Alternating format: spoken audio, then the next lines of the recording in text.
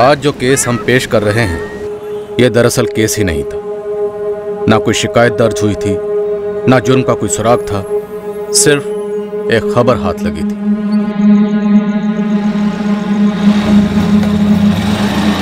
एक ऐसी खबर जो हम तक काफी अजीब और गरीब रास्ते से आई थी।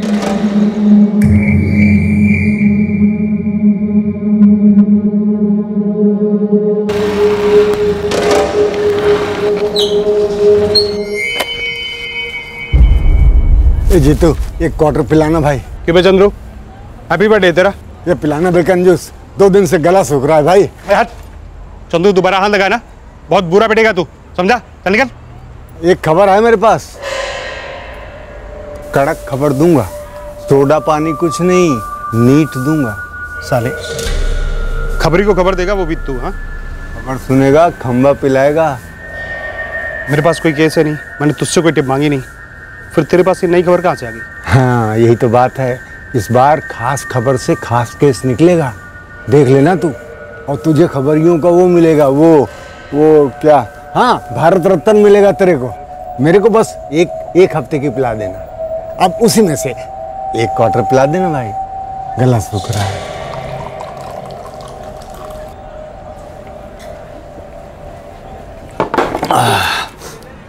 चंद्रू खबर।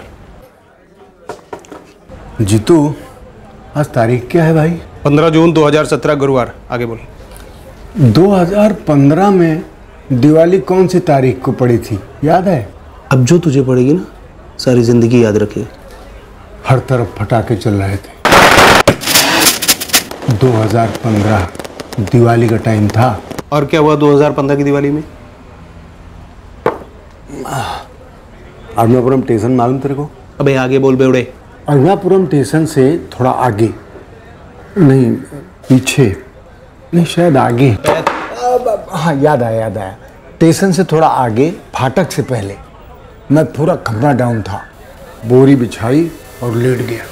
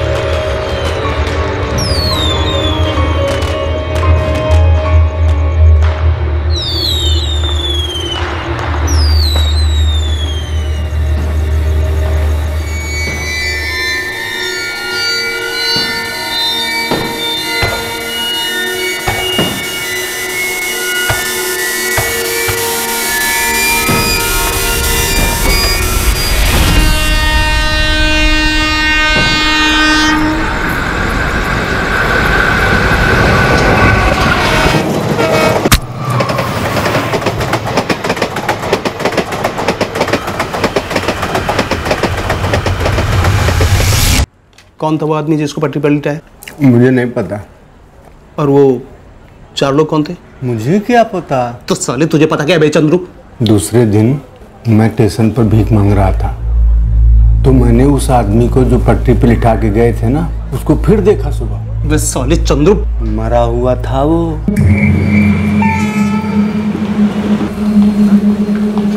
ये अम्मा भूखे को खाना खा।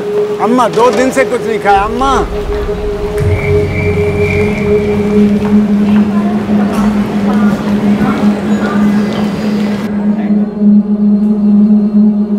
कई दिनों तक उस लाश की फोटो प्लेटफार्म के बोर्ड पे चिपकी रही, फिर निकाल दी गई। तो ये है खबर। छोड़। एक तो 1.5 साल बाद ही खबर दे रहा है, ऊपर से कैसे पता चलेगा तो सच बोला है झूठ बोला है? वो तेरे बाप लोग पुलिस वाले पता करेंगे ना, तू तो उन्हें बस खबर दे, तगड़ा इनाम मिलेगा। खबरें 36 घंटे बाद भी एक्सपायरी हो जाती हैं और तू मैं 36 महीने पहले की खबर सुना रहा है, वो भी एक ब्रेकिंग न्यूज़ की तरह। अबे जीतू क्या समझ के रखा तूने हमें, न्यूज़ चैनल? सर पहले मुझे भी यही लगा था कि ये चंदू बिगारी ना शराब के लिए मुझे कोई गोली दे रहा है, लेकिन सर वो टून होने के बाद भी ना उसी बात पे अड़ा रहा। तब मेरे दिमाग की घंटी बजी कि हो सकता है जो मर्डर हुआ वो सच में हुआ और उसे वो क्या बोलते हैं कि उसे एक्सीडेंट का कलर दिया जा रहा हो, मतलब perfect murder. Arunapuram railway station के पास? जी हाँ, अब मैंने पता लगाया, ये चंद्र बिगारी जिस ट्रैक की बात कर रहा है वो अरुणापुरम और हिमगुड़ी इनके बीच में ही पड़ता है। 2015 में दिवाली के टाइम अरुणापुरम जीआरपी से वेरीफाई कर लो। जी सर। सर हो सकता है बॉडी अभी तक क्लेम भी हो गई हो। उस भिखारी का कहना है कि उसने ट्रैक पर लेटाते हुए 4 लोगों को देखा, तो मर्डर रूल आउट नहीं कर सकते। अब देखो, एक शराबी की बातों का कितना भरोसा कर सकते हैं। वो भी है सर, कहानी पूरी तरह से मनगढ़ंत भी हो सकती है या फिर परफेक्ट क्राइम की कहानी हो सकती है, क्या पता। इतनी वार्निंग और इतने फाइन के बावजूद कितने लोग डेली इस पटरी को क्रॉस करते हैं और इस ट्रैक में एक्सीडेंट रेट्स हाई हैं। लगभग हर हफ्ते यहाँ पर कोई ना कोई एक्सीडेंट केस होता ही है। मैं फिर भी दिवाली 2015 के आसपास रेलवे एक्सीडेंट्स की केसेस की फाइल को लाइन अप करने की कोशिश करता हूँ। दरअसल मैं उस वक्त यहाँ पर था नहीं, इस पोस्टिंग में आए हुए मुझे सिर्फ 8 महीने हुए। फाइल तो मुझे चेक करना पड़ेगा। हम सिर्फ इसलिए चेक करवा रहे हैं क्योंकि खबरी ने हमें टिप दी है कि मर्डर हुआ हो सकता है। अब ये भी हो सकता है कि ऐसा कुछ भी। ये तीनों तस्वीरें चंद्र को दिखाओ। जीतू जीतू देख देख देख देख, तू चाहे तो उस खम्भे के पैसे ले ले, लेकिन मुझे पिटवा उठवा मत भाई, मार खाने की उम्र नहीं है मेरी। जेल की हवा तो खा सकते हैं ना यार, उस रात में दारू पिया था लेकिन सच बोल रहा था भाई। आज चाय पी के सच बोल दे, आ जाओ।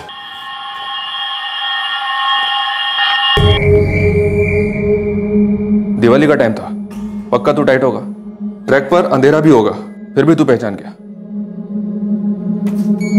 कहीं ऐसा तो नहीं दारू वारू के चक्कर में इस जीतू को गोली दे रहा है तो? नहीं नहीं नहीं साहब, भटली कसम, 4 लोग थे साहब और आकर इस आदमी को पटरी पे लिटा गए, मैंने आंखों से देखा था। सर अरुणापुरम जीआरपी ने 1 नवंबर 2015 से 15 नवंबर 2015 तक की सभी मिसिंग कंप्लेंट छानी, लेकिन कोई मिसिंग कंप्लेंट नहीं मिली उन्हें। फिर रेलवे ने खुद ही इस लाश का क्रियाक्रम कर दिया और बाद में कोई खोजता पूछता भी नहीं आया? जी नहीं सर। हमारे पास एक पेक्कड़ भिखारी आई विटनेस है और किस्सा भी 1.5 साल पुराना। ईश्वर, क्या ये केस हमें हाथ में लेना चाहिए? नवंबर 2015 से जनवरी 2016 तक सिर्फ अरुणापुरम ही नहीं बल्कि कर्नाटक के हर पुलिस स्टेशन में ये फोटोग्राफ और डिटेल भेजे गए। कहीं पे भी किसी कंप्लेंट के साथ में ये मैच नहीं हुए। जनवरी में केस क्लोज कर दिया गया। तो अब कहां से स्टार्ट करोगे महेश? तुम्हारे पास सिर्फ एक शराबी का बयान है, कोई मिसिंग कंप्लेंट भी नहीं है। सर शायद मिसिंग कंप्लेंट फाइल की ही नहीं गई, या हो सकता है किसी और डिस्ट्रिक्ट में की गई या किसी और स्टेट में। पर सर मेरा इंट्यूशन कहता है कि ये मर्डर हो सकता है। ले लो केस। मैं तो कहता हूं कि भिड़ जाओ, कोई प्रेशर नहीं, लेकिन एक मौका है ये प्रूव करने का कि कभी कोई परफेक्ट क्राइम हो ही नहीं सकता। सर डेड बॉडी के फोटोग्राफ्स को फिर से सर्कुलेट करने का कोई सेंस बनता नहीं है। सभी पुलिस थाने में जा चुकी है, सबके फाइल में होंगी। ये केस तकरीबन 1.5 साल पुराना केस है सर। और सर अगर हम ये मान के चलते हैं कि विक्टिम अरुणापुरम या फिर उसके आसपास के एरिया का है, तो फिर विक्टिम के परिवार वालों ने मिसिंग कंप्लेंट दर्ज नहीं कराई होगी। ये वर्किंग क्लास का लगता है और कहीं ना कहीं तो इसका घर होगा जहाँ ये पिछले 1.5 साल से लौटा ही नहीं। यह अरुणापुरम और यह हिमगुड़ी, और यह है इन दोनों इलाकों के बीच में से गुजरता हुआ वो रेलवे ट्रैक जहाँ पर आदमी को लटाया गया। अब विक्टिम या तो हिमगुड़ी का हो सकता है या अरुणापुरम का, और उन चारों कातिलों में से कोई एक या तो इस एरिया का हो सकता है या इस एरिया का, या ये भी हो सकता है कि ये सब के सब या तो हिमगुड़ी से कनेक्टेड हो या अरुणापुरम से। सर ये अरुणापुरम, हिमगुड़ी, मागीहल्ली, तासीगरी, सेरोनाद, यहाँ कहीं से भी हो सकता है क्योंकि ये सभी एरिया एक दूसरे से काफ़ी नज़दीक है सर। विक्टिम करीब 1.5 साल से घर नहीं लौटा है, उम्र 26 से 29 साल। अब हमें एक अनजान आदमी की पहचान ढूंढ निकालनी, तकरीबन 10 लाख लोगों के बीच में से। विक्टिम का चेहरा हमें नहीं पता, विक्टिम मारा गया, पर जो भी हो ढूंढना तो है।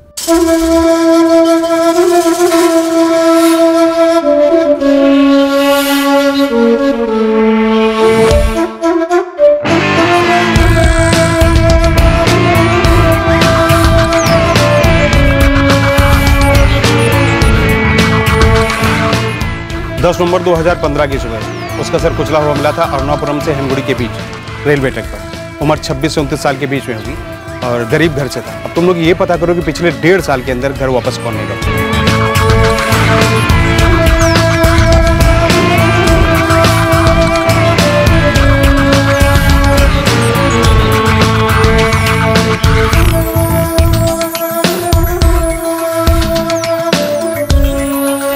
उस मारे गए आदमी की आइडेंटिटी की तलाश जारी थी जो अपने घर नहीं लौटा था और साथ साथ हम दूसरे केसेस में भी बिजी थे। और तभी एक दिन वो खबर आई जिसकी उम्मीद काफी कम थी। तू हिमांगी से पूछ ले, वो यहाँ से तीसरी गली में रहती है। अच्छा, इस हिमांगी घर में कोई ऐसा है जो कि पिछले 1.5 साल से घर वापस नहीं लौटा है? हाँ, विजय कोटियान, उसका पति। जहाँ तक मुझे याद है पिछले दिवाली से वो दिखा ही नहीं। और हिमांगी घरों में काम करती है, इस वक्त शायद वो घर पे होगी।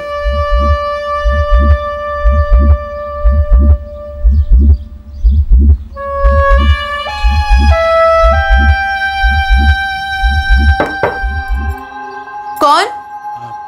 आप हिमांगी कोटियान? हाँ, मैं ही हूँ। आपके पति विजय कोटियान 2015 की दीपावली के टाइम से घर नहीं लौटे। हाँ, किधर है वो? आप कौन? विजय ने भेजा है? जी नहीं, मैं पुलिस की तरफ से हूँ। पुलिस? विजय जेल में है क्या? जी नहीं, मेरे पास एक फोटो है पर उसका चेहरा नहीं है। चेहरा नहीं है मतलब?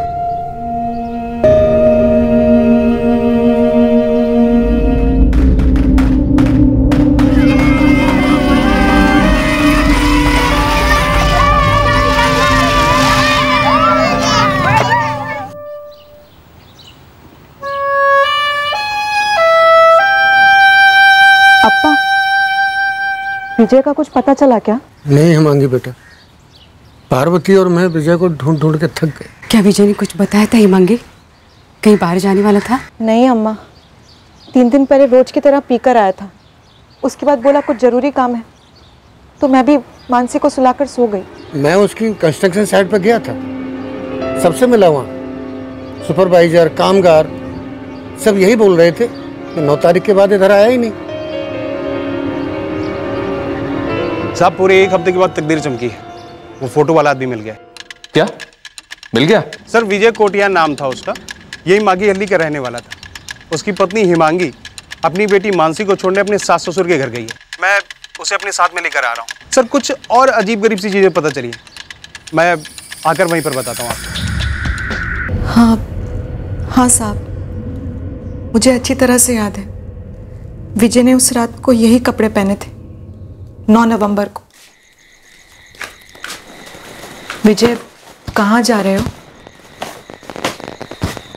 पीकर आए हो? और कितना पियोगे?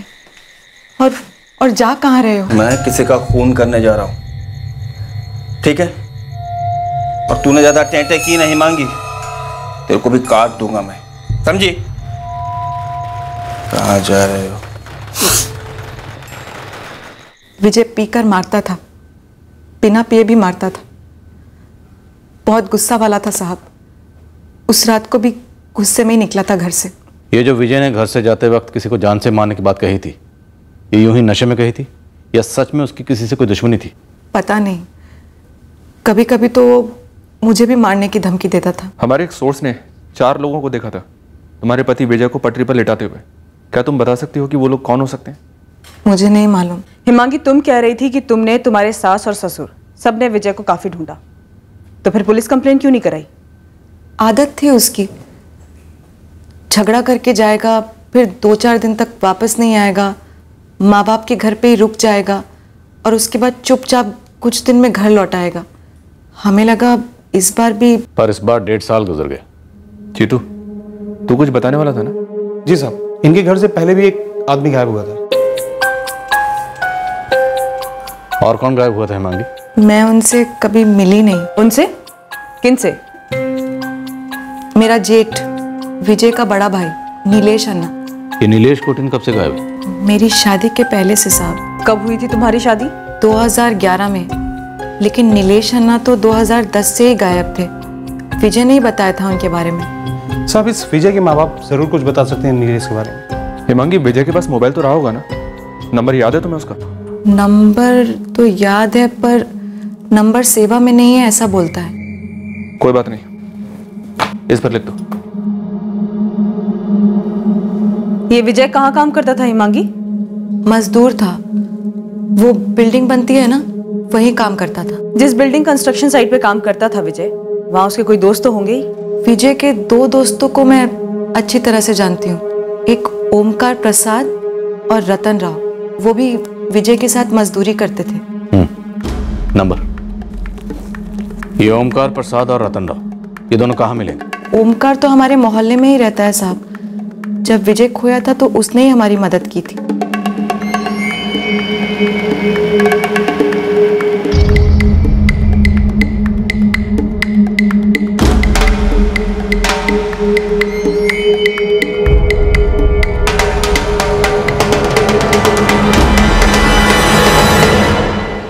हरिहरन कोटियान? जी, मैं ही हूँ। आपकी बहू हिमांगी, उसने आपको आपके बेटे विजय के बारे में बताया? जी बताया। आपकी बहू हिमांगी ने हमें आपके बड़े बेटे नीलेश के बारे में भी बताया। पहले नीलेश चला गया, फिर विजय। अब विजय के बारे में ऐसी खबर आई है कि कुछ ऐसा हुआ है।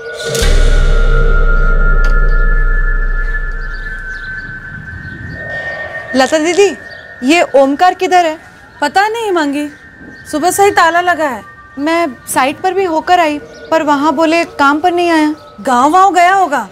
सुब्रह से बात करके देखो। ये सुब्रह कौन है? हम सबका मकान मालिक। ये नीलेश 2010 से गायब है। हाँ, नीलेश एक दिन काम से लौटा ही नहीं। कहाँ काम करता था नीलेश? जी वो हाईवे पर होटल है ना, मीनाक्षी, जब वो बन रहा था तब वहाँ ईंटें लगाना का काम कर रहा था। और आप लोगों ने नीलेश के गायब होने की भी कंप्लेन नहीं कराई, क्यों? तब विजय इतना पिता नहीं था, वो ढूंढ रहा था अपने बड़े भाई नीलेश को, जो कि विजय को मिला नहीं। और उसके बाद विजय खुद गायब हो गया। पार्वती जी, आखिर माजरा क्या है? ऐसा भी क्या डरना पुलिस से? अच्छा, 2010 में जब नीलेश गायब हुआ, डेट, महीना कुछ याद है आप लोगों को? जी 7 साल हो गए तो कुछ अच्छे से याद नहीं। आइए सर।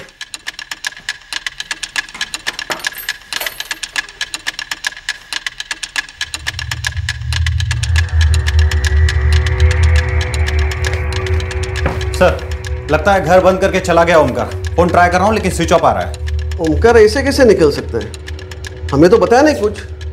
हिमांगी, ये ओमकार अच्छा दोस्त था विजय का? हाँ, जब विजय गायब हुआ था तो सबसे पहले मैं यहीं आई थी ओमकार से पूछने। ओमकार, ओमकार! क्या हुआ हिमांगी? विजय रात भर घर नहीं आया। दारू वारू पीकर कहीं पड़ गया होगा। एक काम कर, तू रतन से पूछ ले। मिला मुझे रतन रास्ते में, उसे भी कुछ पता नहीं है। अरे रतन, विजय को देखा क्या कहीं पे तुमने? नहीं तो क्यों, क्या हुआ? बात क्या है हिमांगी? रात भर घर नहीं आया विजय, मुझे लगा तुमने कहीं देखा होगा। नहीं, मुझे तो नहीं पता। और विजय होकर कहाँ पर होगा? पीकर पड़ा होगा कहीं पर। तू ओमकार से जाके पूछ, मैं इधर देखता हूँ। हिमांगी, क्या तुम आजकल में ओमकार से मिली थी? क्या उसे पता है कि विजय का मर्डर हुआ हो सकता है? हम लोग तहकीकात कर रहे हैं। नहीं साहब, मेरी तो महीनों से बात तक नहीं हुई ओमकार से। ये रतन कहाँ रहता है? मालूम नहीं। सुब्रह जी, आप जानते हैं रतन को? हाँ हाँ, अच्छी तरह। रतन भी यही रहता था ओमकार के साथ। रहता था मतलब? अब कहाँ रहता है वो? अब पता नहीं साहब, 2015 के आखिर तक दोनों यही रहते थे। एग्रीमेंट दिखाएं। लीजिए।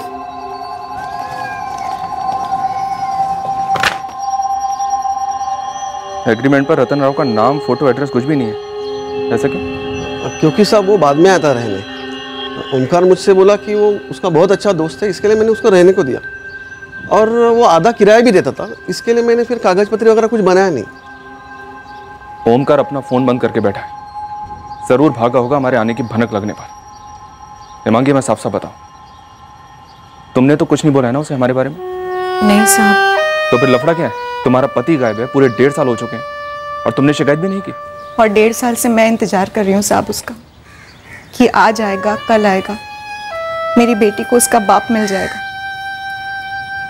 जबकि जानवर की तरह पेश आता था विजय मुझसे, और अब लफड़ा पूछ रहे हो। लफड़ा तो हो गया साहब। अब मेरा पति कभी वापस नहीं आएगा। मेरी बेटी को उसका बाप कभी नहीं मिलेगा। ये केस अजीबोगरीब तरीके से शुरू होता है और अब और भी अजीब होता जा रहा है। ये विजय कौटियन 2015 में मिसिंग होता है, मारा जाता है और 1.5 साल तक इसकी कोई भी मिसिंग कंप्लेंट फाइल नहीं करवाई जाती। और सर, ये विजय कोटियान का बड़ा भाई नीलेश कोटियान, ये 2010 से गायब है। 7 साल हो चुके हैं, पर इसकी भी मिसिंग कंप्लेंट दर्ज नहीं की गई है। और ये ओमकार प्रसाद, विजय कोटियान का दोस्त, ये आज सुबह से गायब हो गया सर। इसका मोबाइल भी स्विच ऑफ है। और इस ओमकार के साथ रहने वाला विजय का दूसरा दोस्त रतन राव, वो पिछले 1 साल से गायब है। उसका तो कोई फोटो भी नहीं हमारे पास सर। सर, इस विजय की पत्नी हिमांगी, इस पे डाउट जा रहा है, स्ट्रॉन्ग डाउट। आई मीन, एक पति की मार से परेशान औरत जिसका पति अचानक गायब हो जाता है, एक तरह से उसे छुटकारा ही मिल गया। तो सर, जैसे ही हिमांगी को पता चला कि हम पता कर रहे हैं विजय के बारे में, सर चौंक गई। सर, मुझे ऐसा लगता है कि हिमांगी ने ओमकार को टिप ऑफ किया होगा, उसके बाद ओमकार गायब हो गया। सर, आई थिंक विजय के केस में ये ओमकार और हिमांगी दोनों इन्वॉल्व है। हिमांगी पर तुम्हारा शक इस बुनियाद पे है क्योंकि 1.5 साल तक ना तो उसने अपने पति विजय को ढूंढा और ना ही उसे ढूंढने में पुलिस की कोई मदद ली।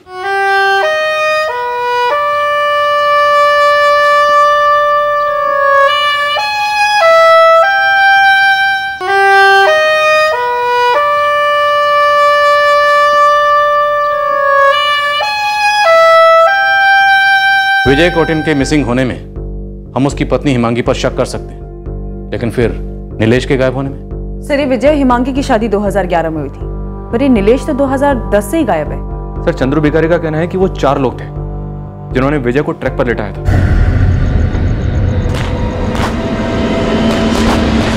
सर, अभी तक हमें विजय के सिर्फ 2 दोस्तों के बारे में पता चला है। एक तो ये ओमकार प्रसाद और दूसरा है रतन राव, जिसका अभी तक हमारे पास फोटो नहीं है। और सर, इन 4 लोगों में एक इस ओमकार के होने के पूरे चांसेस हैं। तो जैसे इसे पता चला कि हमें पता चल चुका है, तुरंत फरार हो गया। इस विजय कोटिन के फोन रिकॉर्ड्स निकलवाओ, हो सकता है उसमें रतन राव का नंबर नजर आ जाए। और सर, मैं ये विजय कोटियान के बड़े भाई नीलेश कोटियान के केस को खंगालती हूँ। हाईवे के पास मीनाक्षी होटल के कंस्ट्रक्शन पे ये काम कर रहा था, जो बिल्डिंग तो कब की पूरी हो चुकी है सर। आई थिंक 2010 के कॉन्ट्रैक्टर लिस्ट में इस नीलेश का नाम जरूर होना चाहिए। और मुझे लगता है कि हमें 2010 के जितने भी रेलवे ट्रैक पर एक्सीडेंट केसेस हैं, सब खंगालने चाहिए। हो सकता है 2015 में जो विजय के साथ हुआ, वही 2010 में नीलेश के साथ भी हुआ। इस अजीबोगरीब केस में कुछ भी मुमकिन है। ये केस बड़ा बनता जा रहा है। हो सकता है भिखारी चंद्रू की छोटी सी टीम किसी बड़े कांड का पिटारा खोल दे।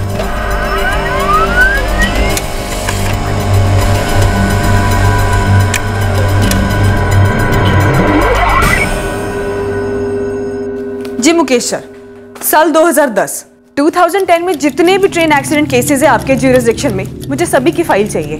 उसके लिए थोड़ा वक्त देना पड़ेगा अंजलि। 7 साल पुराने रिकॉर्ड्स हैं। ठीक है मुकेश सर।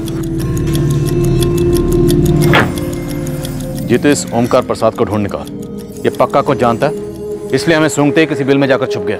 और इस हिमांगी पर भी नजर रखो, हमें शक है कि इसकी भी इन्वॉल्वमेंट हो सकती है। सर, आप चिंता मत करो, ये केस मेरे लिए बहुत खास है। उल्टा जो चल रहा है सब ऐसा पहली बार हो रहा होगा ना कि मेरी दी हुई खबर की पेट से केस जन्म ले रहा है।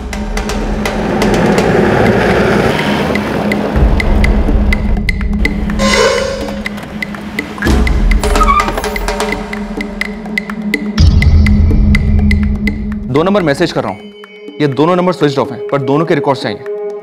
कंज्यूमर फॉर्म से लेकर सपोर्टिंग डॉक्यूमेंट्स तक पूरी फाइल। हाँ, 2015 के ही रिकॉर्ड्स मांग रहा हूं।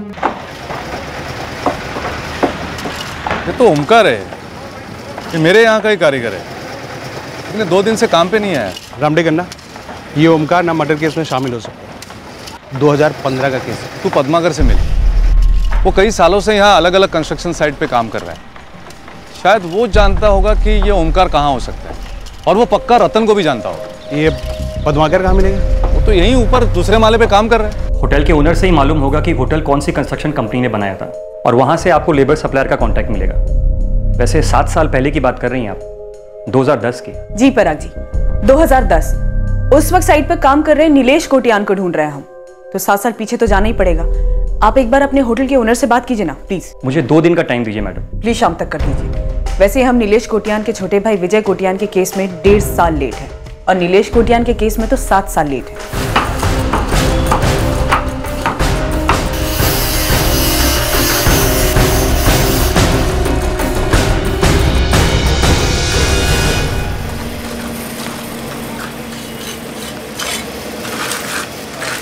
पद्माकर। हाँ, मैं ही हूँ पद्माकर। तुम ओमकार प्रसाद और रतन राव को जानते हो? हाँ, दोनों को जानता हूँ। हमारी तरह मजदूर है। क्यों, क्या हुआ? ओमकार प्रसाद गायब है और रतन राव को कुछ पता नहीं। बता सकते हो कहाँ मिलेंगे? अरे कार्तिक, हाँ, ये ओमकार के बारे में पूछ रहे हैं। अरे भाई, वो तो 2 दिनों से काम पर ही नहीं आया है। मालूम है मुझे। माजरा क्या है?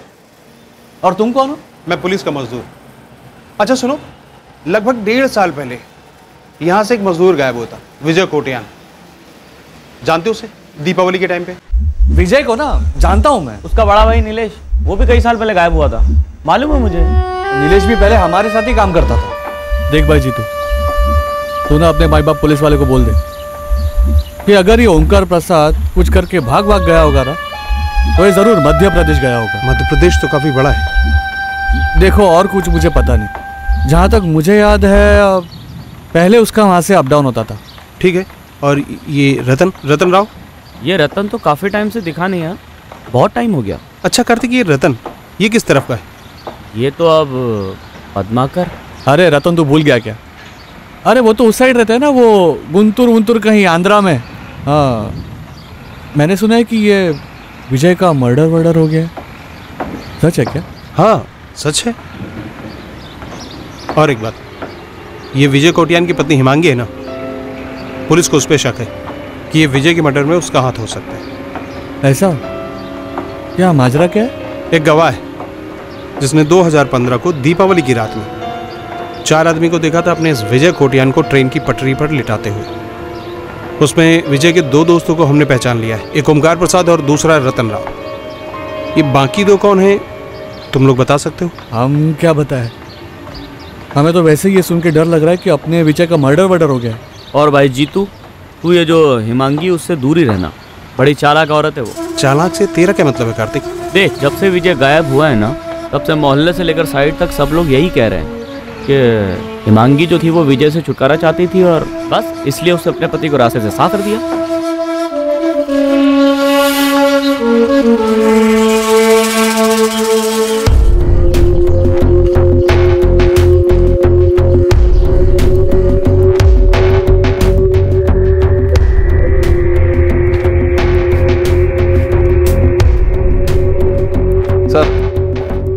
एक और फाइल 2010 के एक्सीडेंट केस की।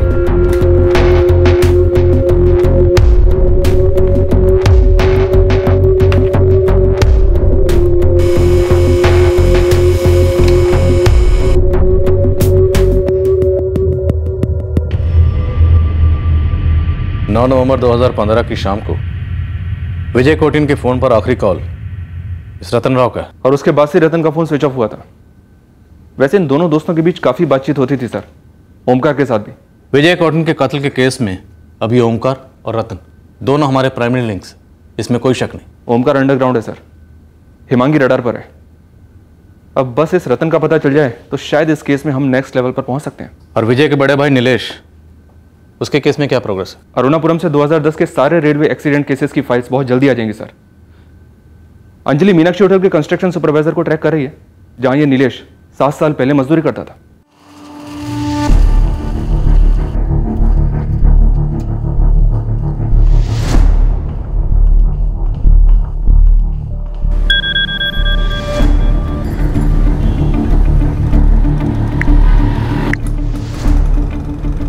लगा रहे जीतू, छोड़ना मत। जो सवाल ओमकार प्रसाद से करना है वही सवाल हमें इस रतन राव से भी करना है। सर वैसे मैंने मध्य प्रदेश में अपने 4 आदमी को काम पर लगा दिया है, जो अलग अलग जगहों पर इस ओमकार प्रसाद को ढूंढ रहे हैं, और गुंटूर साइड में एक टीम ऑन कर दी है इस रतन राव के लिए। 2010 में कुल मिला के कितने एक्सीडेंटल डेथ केसेस हैं? कुछ 68 फाइल्स हैं मैडम, सब के सब रेलवे की पटरी पर हुए एक्सीडेंट केसेस हैं। इनमें से ज़्यादा तो शराबी और गर्दूले थे जो नशे की हालत में ट्रैक पर गिर गए। कुछ सुसाइड केसेस भी हैं मैडम। कुछ 68 फाइल्स हैं मैडम, सब के सब रेलवे की पटरी पर हुए एक्सीडेंट केसेस हैं। इनमें से ज़्यादा तो शराबी और गर्दूले थे जो नशे की हालत में ट्रैक पर गिर गए। कुछ सुसाइड केसेस भी हैं मैडम।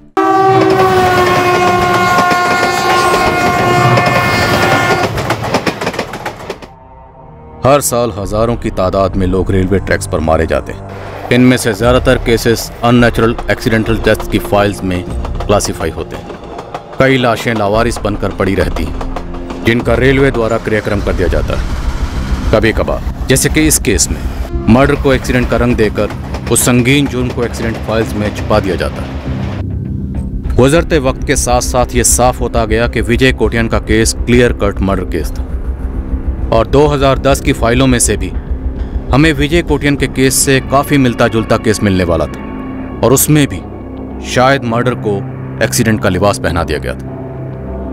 और ये केस था विजय के बड़े भाई। सर 2010 के 68 केसेस में से ये केस ऐसा है जिस पर डाउट जा रहा है। ये सितंबर 2010 का है। और सर इस केस में भी बॉडी ज्यों की त्यों है, सिर्फ सर ट्रेन के नीचे आके कुचल गया है, बिल्कुल विजय कोटियान के केस की तरह।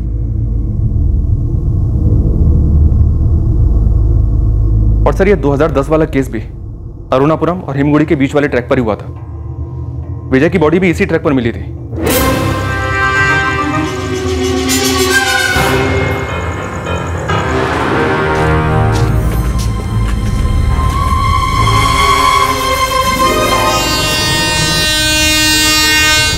अब शायद हम एक नहीं, दो मर्डर केसेस का सामना कर रहे हैं। नीलेश कोटियान और विजय कोटियान, इन दोनों भाइयों के 5 साल की गैप। हो सकता है दोनों का कातिल सेम हो।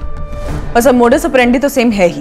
ये मोडस ऑपरेंडी, ये इस तरह लोगों को मौत के घाट उतारने का तरीका शायद उन 4 हत्यारों ने कुछ और लोगों पे भी अपनाया होगा। सर मैं नीलेश और विजय के पेरेंट्स को नीलेश की फोटो दिखाता हूँ। हालांकि ऐसी हालत में उनके लिए पहचान पाना थोड़ा मुश्किल होगा, फिर भी ट्राई करता हूँ। शायद नीलेश के कपड़ों से पहचान जाए। दिमाग पे जरा सा जोर देकर याद करने की कोशिश कीजिए कि आपका बेटा नीलेश सितंबर के महीने में गायब हुआ था 2010 में। वो जब आखिरी बार घर से बाहर निकला था तो क्या वो इसी रंग के कपड़े पहनकर निकला था?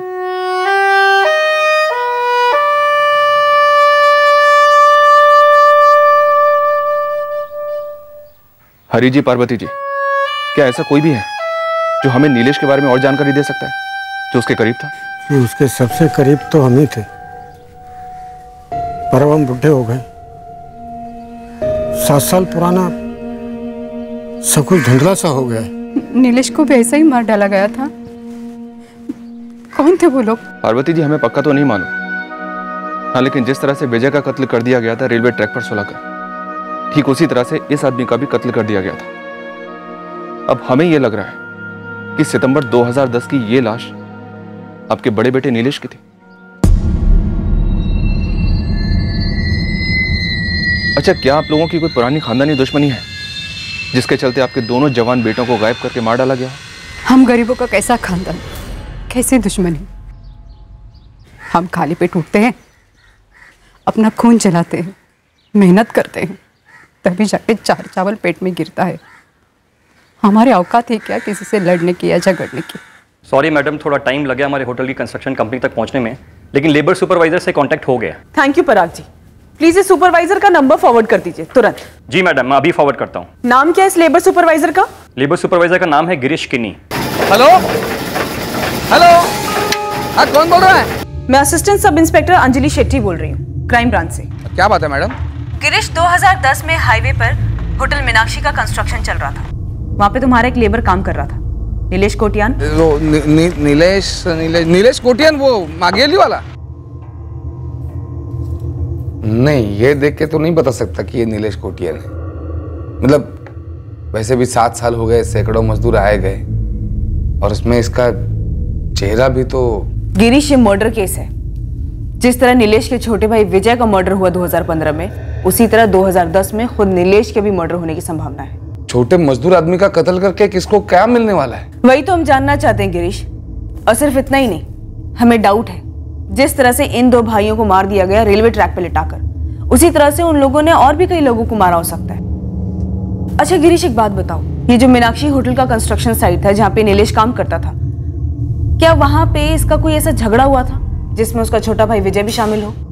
नहीं मैडम, ऐसी तो कोई बात नहीं थी। ये नीलेश एकदम सीधा साधा गाय आदमी था मैडम। हाँ, जब ये गायब हो गया तो उसके बाद वो कविता आती थी इसके बारे में पूछने के लिए। कौन है ये कविता?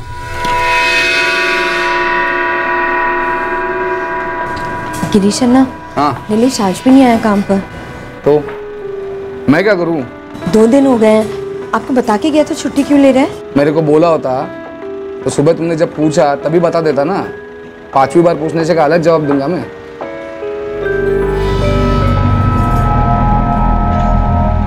गिरीश, ये कविता भी कहाँ मिलेगी?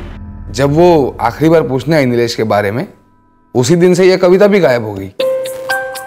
ये हो क्या रहा है गिरीश? कविता भी उसी दिन गायब हो गई? अगर कोई बिना बताए काम पे आ ही नहीं रहा है तो मेरे लिए तो गायब ही हो गया ना। तुम्हें इतना सा भी फर्क नहीं पड़ा कि तुम्हारे ही साइड से 2 लोग ऐसे अचानक गायब हो गए जिसमें से एक औरत थी? तुम पुलिस कंप्लेन करवा सकते थे। मैडम, ये लोग मजदूर लोग हैं मैडम, और इनके लिए ना अचानक बिना बोले काम छोड़कर चले जाना या कुछ दिन के बाद वापस काम मांगने के लिए आना, ये आम बात है। अच्छा ये बताओ गिरीश, ये कविता के बारे में हमें कहाँ से पता चल सकता है? ये वो माघी अली है ना, वहाँ की चित्रपुरी करके बस्ती है, वहां से आती थी ये कविता। और हाँ, महाराष्ट्रियन थी। कोई फोटो वोटो नंबर है तुम्हारे पास उसका? अभी फोटो वोटो कहाँ मैडम? सर कहीं विजय और नीलेश की तरह ये कविता भी मारी तो नहीं गई? ये चंद्रू भिखारी हमारी झोली में क्या डाल गया? किसी कत्ल की टिप या कत्लों का पिटारा? सर ये कोई रिले रेस जैसा होता जा रहा है। एक मिसिंग कंप्लेन दूसरे की तरफ इशारा कर रही है और एक मर्डर केस दूसरे मर्डर को दस्तक दे रहा है। सर आई थिंक हमें इस कविता को चित्रापुरी बस्ती में ढूंढना चाहिए। शायद वो हमें नीलेश के केस के बारे में कोई लीड दे पाए और नीलेश का केस शायद विजय के हथियारों तक हमें पहुंचा दे। रतन राव और ओमकार प्रसाद, ये कहाँ दौड़ रहे हैं इस वक्त? सर्च जारी है सर। कब्रियों का महागठबंधन काम पर लगा हुआ है। ऑपरेशन कविता, लेकिन ध्यान रहे इस रिले रेस में वो बैटन, वो कड़ी हमारे हाथ में आनी चाहिए जो हमें इन केसेस की तह तक लेकर जाए। ऐसा ना हो कि हर खिलाड़ी अलग अलग दौड़ रहा है, कोई ट्रैक में कोई स्टेडियम में। बस एक ऐसी कड़ी मिल जाए जो इन सारे केसेस को आपस में जोड़ दे, मर्डर और मिसिंग केसेस को। पता नहीं इस रेलवे ट्रैक पर और कितनी लाशें बिछाई गई होंगी। कविता को जानती हैं आप किसी कविता को जानती हैं? कंस्ट्रक्शन साइट पे काम करती है कविता, महाराष्ट्र है। हाँ, कविता।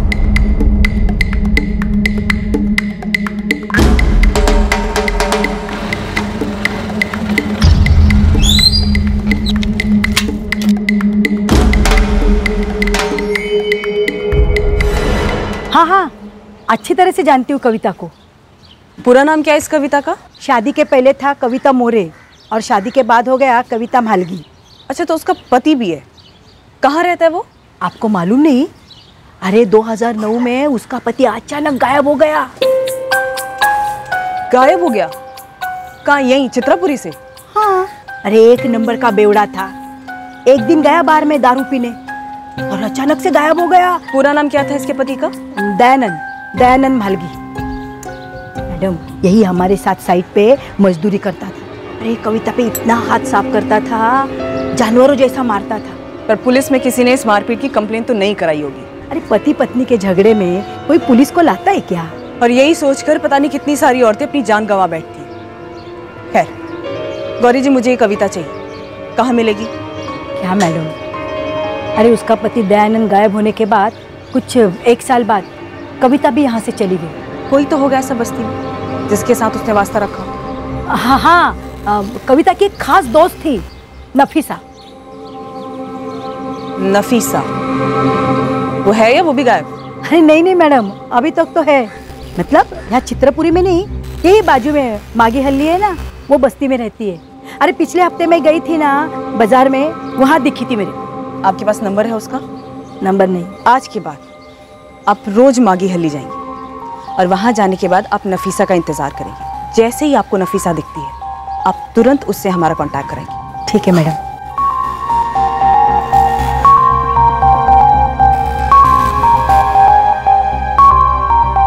अबे साले जीतू, एक टिप क्या ले आया चंद्रू भिखारी की हमें पूरे क्राइम ब्रांच की छुट्टियां कैंसिल करनी पड़ी, लेकिन एक भी सुराग हमारे हाथ नहीं लगा। हाथ में था सर, ये रतन राव हमारे हाथ में था, लेकिन फुर हो गया। फुर हो गया? मतलब कहां से फुर हो गया? 2 महीने पहले से ये आर के मार्ग पुलिस थाने में बंद था ये रतन राव। परसों जमानत हुई है और निकल गया यहाँ से। चार्ज क्या लगा था इस रतन पर? फुल मर्डर का। मतलब ये हिस्ट्री शीटर है? ये साला जेल में बैठा था और हम लोग इसे पागलों की तरह बाहर ढूंढ रहे थे। सर अभी डबल शॉक के लिए रेडी हो जाओ। इस रतन राव के साथ में दूसरा बंदा था ना, ओमकार प्रसाद, वो भी हिस्ट्री शीटर है क्या? एकदम। इस रतन के साथ इसी मर्डर केस में अंदर था और इस ओमकार की अभी 3 हफ्ते पहले ही जमानत हुई है। ये तो हद ही हो गई। हमें कैसे पता नहीं चला कि हमारे जो दो प्राइम सस्पेक्ट हैं वो दोनों के दोनों हिस्ट्री शीटर हैं? ओमकार प्रसाद और रतन राव दोनों हिस्ट्री शीटर्स हैं और मर्डर केस में अंदर रहते हैं। अब तो पक्का लग रहा है कि नीलेश और विजय को इन दोनों ने ठिकाने लगाया। और कविता का पति दयानंद मालगी जो 2009 से गायब है, कहीं ऐसा तो नहीं कि उसकी अननेचुरल एक्सीडेंट केस की फाइल बनी हो पर असलियत में उसका भी मर्डर हुआ? इस हिमांगी को तोड़ते हैं सर। ये कब से खामोश बैठी तमाशा देख रही थी।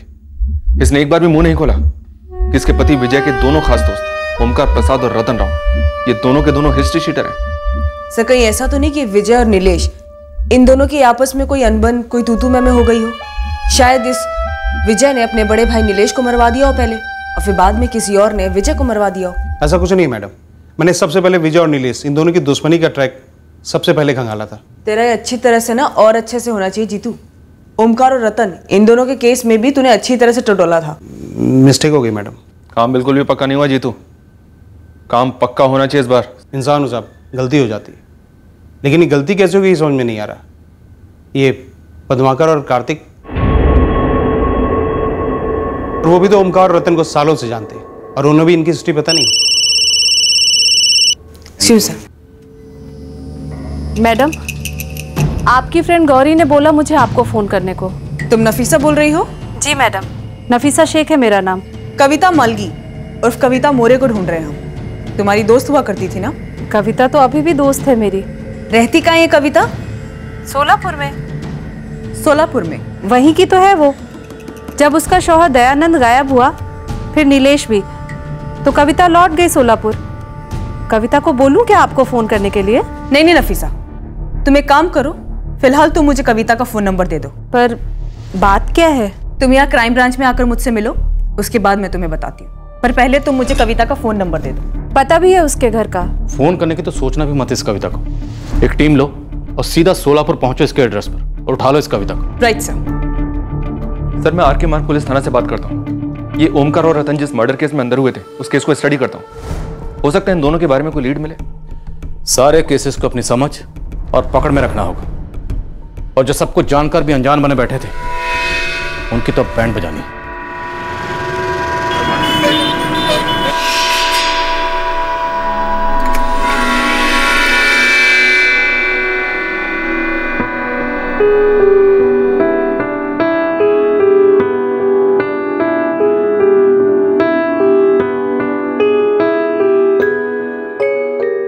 इन्फॉर्मेशन का एक छोटा सा तिनका कई डूबे हुए केसेस को बाहर उभार लाया था, हमारी तहकीकात की नैया को आगे बढ़ा पाया था, पर किनारा अभी बहुत दूर था। हमें एक से एक पेचीदा बवंडरों का सामना करना था। सोलापुर पहुंचते पहुंचते यह सवाल पूरी टीम के जहन में डुबकियां लगा रहा था, क्या हम कविता तक पहुंच पाएंगे?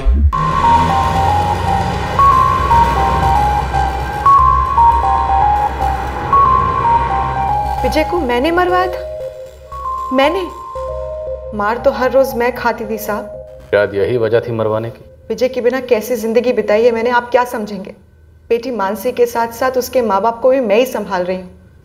5 घरों में काम करती हूँ और आप मुझ पे शक कर रहे हैं।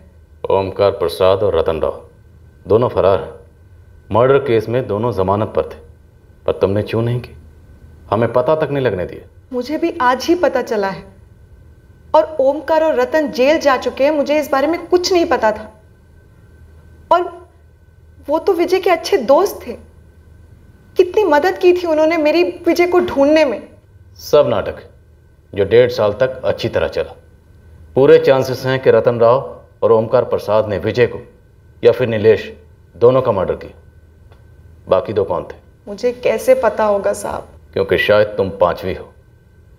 ओमकार यहीं मागी हली में था जब हम विजय के कत्ल की पूछताछ के लिए तुम तक पहुंचे। तुमने उसे इन्फॉर्म कर दिया और वो फरार हो गए। जख्म पे नमक मत रगड़ो साहब, मेरी छोटी बच्ची है। अभी तक मैंने उम्मीद नहीं हारी थी, हर रोज राह देखती थी, आज आएगा विजय, कल आएगा विजय। और रतन और ओमकार के बारे में मुझे कुछ मालूम नहीं था। और अगर वाकई में उन्होंने विजय का खून किया है तो सबसे पहले मुझे पूछना है क्यों?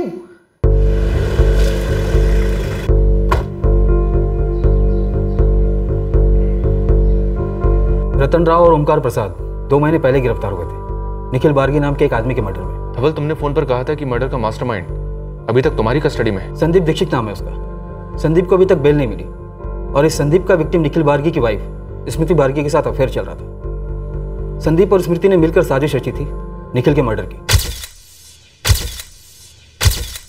इन्होंने इस कत्ल को चोरी का एंगल देने की कोशिश की थी, लेकिन हमें दाल में कुछ काला लगा। निखिल की पत्नी स्मृति साफ साफ हमारी मुख्य संदिग्ध थी और वो कन्फेस भी कर गई थी कि उसने अपने प्रेमी संदीप के साथ मिलकर निखिल का मर्डर करवाया। संदीप को तोड़ा तो उसने खुलासा किया कि उसने रतन राव और ओमकार प्रसाद को सुपारी दी थी निखिल बार्गी के खात्मे के लिए। हमें कोई इंटीमेशन ही नहीं मिला कि आप लोग रतन राव की तलाश में। धवल, मुझे संदीप से क्वेश्चनिंग करनी है।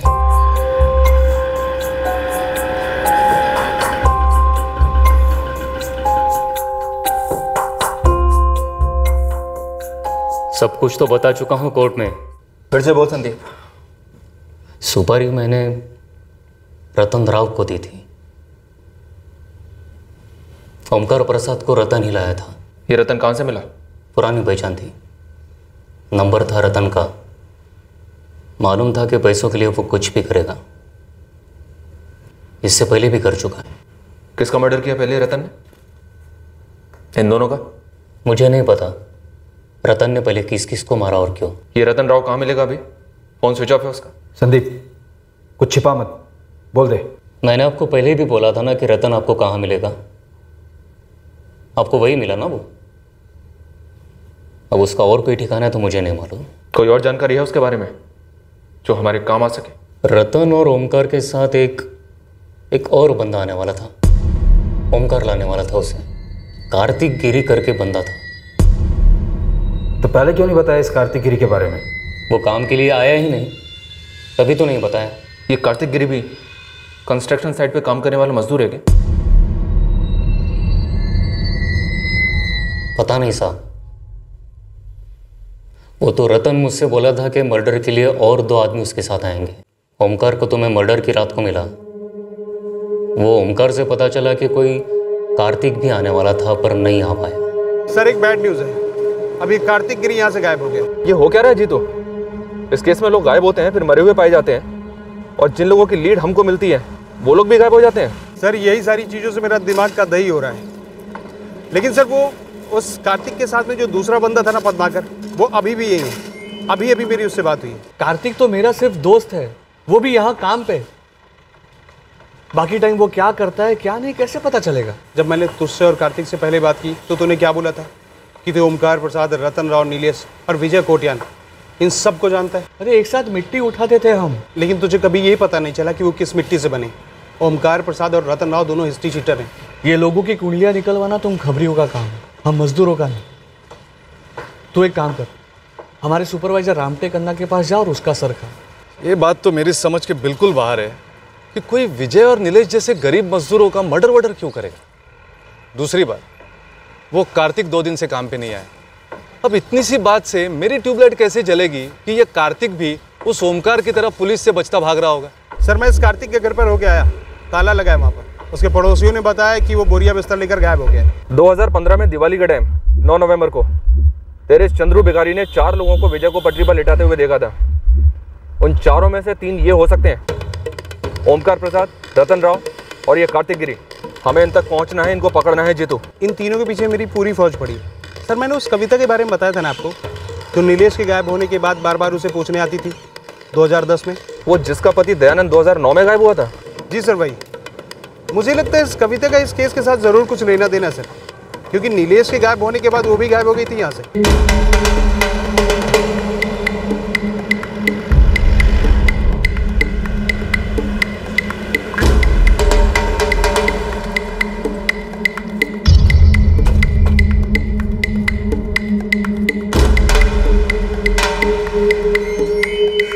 एक काम करो, जाके चुपके से पड़ोसी से पता करो ये कविता कहाँ गई।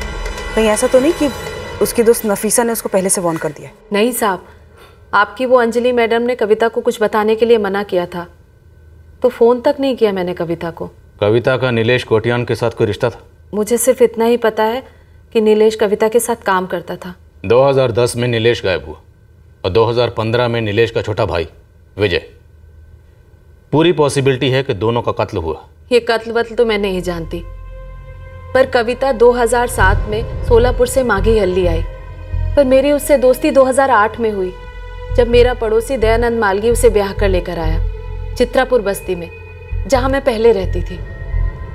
और दयानंद मालगी गायब हुआ 2009 में, तो हो सकता है दयानंद मालगी का भी मर्डर हुआ, वैसे ही जैसे शायद नीलेश और विजय का हुआ।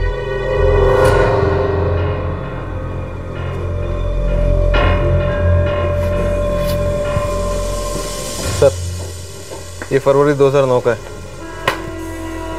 क्या माजरा है?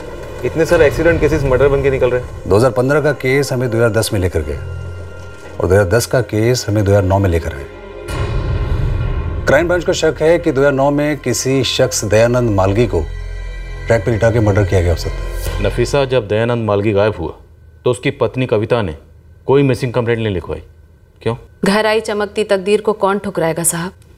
मतलब? 2008 में मेरा पड़ोसी दयानंद मालगी कविता को ब्याह कर लाया, पर सच कहूँ साहब, उसकी औकात ही नहीं थी कि उसकी कोई औरत हो। पहले शराब पीता था, फिर कविता का खून। कभी कभी तो ऐसी हालत कर देता था कि कविता काम पर भी नहीं जा पाती थी। भाग जा कविता, छोड़ दे दयानंद को, तोड़ दे ये शादी। कभी कभी मैं भी यही सोचती हूँ नफीसा दी, पर हिम्मत ही नहीं होती। अगर हिम्मत होती तो उस दयानंद से कभी शादी नहीं करती, पर आई को ना बोलने की हिम्मत नहीं थी मुझ में। अब भी देर नहीं हुई है, 6 ही महीने तो हुए हैं तेरी शादी को, उसमें ये हाल है। पता नहीं आगे दयानंद तेरे साथ क्या करेगा। कविता, मुझे तेरी फिक्र है, इसीलिए कह रही हूँ, कब तक चलेगा ऐसा? पता नहीं नफीसा दी, कोई इतना जानवर कैसे हो सकता है। मेरी रूह कांप उठती है जब रात को वो दरवाजा खटखटाता है।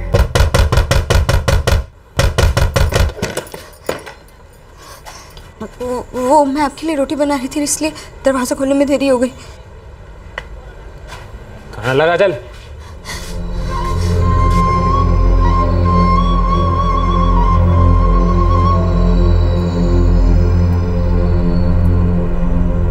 उसके वैश्यपन को सह नहीं पा रही थी कविता, लेकिन भागकर जाने की हिम्मत भी नहीं जुटा पा रही थी वो। 1 साल ये सब सहते सहते जिंदा लाश बन गई थी वो साहब।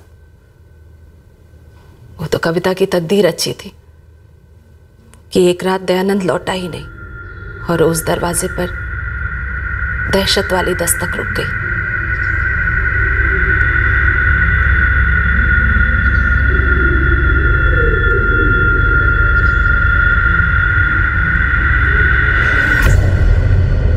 नफीसा दी, 3 दिन हो गए हैं। सब जगह पूछा? दयानंद जिस दारू के अड्डे पर पीता था वहां गई? सब लोगों का यही कहना है कि उन्हें नहीं पता। कविता, तू खुश है या दुखी है दयानंद के ना लौटने से? इसीलिए कविता ने पुलिस कंप्लेंट दर्ज नहीं करवाई, इस डर से कि कहीं पुलिस दयानंद को ढूंढकर वापस ना ले आए। जी साहब, दयानंद के गायब होने से कविता पर कोई फर्क नहीं पड़ा। कोई रोज नोचे घसोटे तो कौन रहना चाहेगा उसके साथ? दयानंद के ना लौटने से कविता का दर्द थोड़ा कम हो गया था। दर्द कम हुआ या दर्द कम किया गया? सच बताओ नफीसा, क्या दयानंद को कविता ने मरवाया? नहीं साहब, कविता में ये सब सोचने की बिल्कुल ताकत ही नहीं थी। अगर कविता को दयानंद को छोड़कर जाना ही होता तो कब का छोड़ देती। शादी के 3 महीने बाद उसकी अम्मी का इंतकाल हो गया, अब्बा का पहले ही हो चुका था। फिर वो दयानंद की मार क्यों सहती साहब? कहीं और जाकर अपनी जिंदगी बसा ना लेती? पर अब तक तो वो अंदर से पूरी तरह मुरझा चुकी थी। और फिर नीलेश आया माली बनकर, पानी से सींच कर इस मुरझाई हुई कविता को खिलाने के लिए। कविता और नीलेश एक ही जगह मजदूरी करते थे, शायद उन दोनों में दोस्ती हो गई हो। पर शादी के बाद पहली बार खुश देख रही थी मैं कविता को। नीलेश से तेरी अच्छी जमती है, शादी कर लेना, तुझे भी सहारा रहेगा और नीलेश को भी। नहीं नफीसा दी, मुझे दोबारा शादी नहीं करनी। ये जो है जैसा है अच्छा है।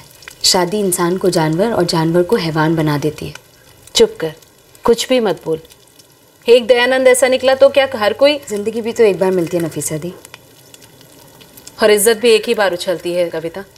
मोहल्ले वाले देखेंगे नीलेश तेरे घर रोज आता है, टाइम नहीं लगेगा मोहल्ले वालों को कुछ 4 बातें बनाने में और उसे फैलाने में। भाड़ में जाए मोहल्ले वाले।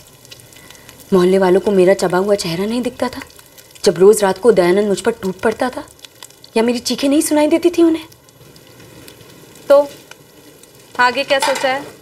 अभी के लिए इतना ही काफी है कि मैं खुश हूं और नीलेश भी।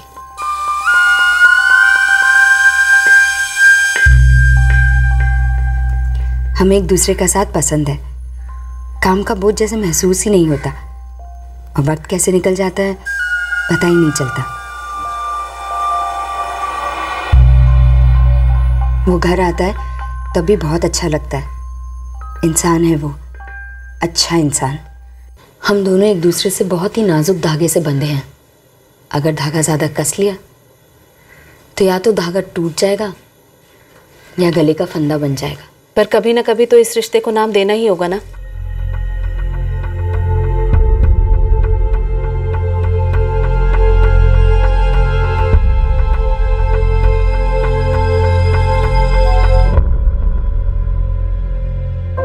और जब नीलेश गायब हुआ, कविता इस कदर टूटी कि उसने हमेशा के लिए लौट जाने का फैसला किया। सोलापुर में भी कोई खास अपना था नहीं, अकेली रहती है, फिर से एक जिंदा लाश की तरह समझो। क्या ये नीलेश? मुझे नहीं पता साहब, कविता ने कभी मुझे नीलेश से मिलवाया नहीं, बस नाम सुना है उसका। तुम जितने लोग भी इस केस में शामिल हो ना, सब में एक बात कॉमन है। तुम सब लोग एक दूसरे के करीब तो हो, पर कोई भी एक दूसरे के बारे में कुछ नहीं जानता, या फिर बहुत कुछ जानकर भी सब अनजान बने बैठे।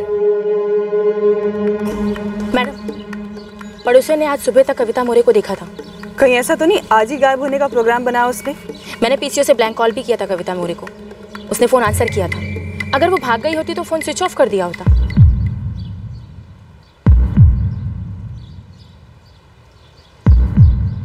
कविता मोरे जी, हम तुम्हें लेने आए हैं कविता, क्राइम ब्रांच से। पर क्यों?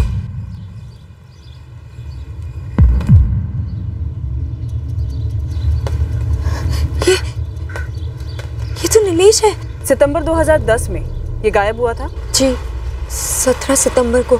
18 सितंबर 2010 को अरुणापुरम और हिमगुड़ी रेलवे स्टेशन ट्रैक पर ये लाश मिली थी। नीलेश उसी दिन मर गया था? नहीं कविता, मार दिया गया था।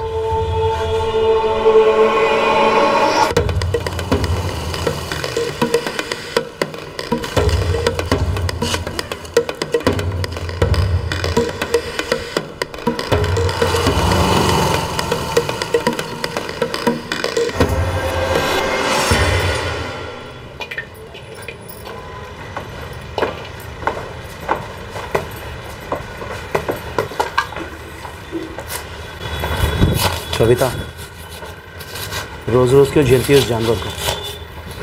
छोड़ क्यों नहीं देती उस दयानंद को?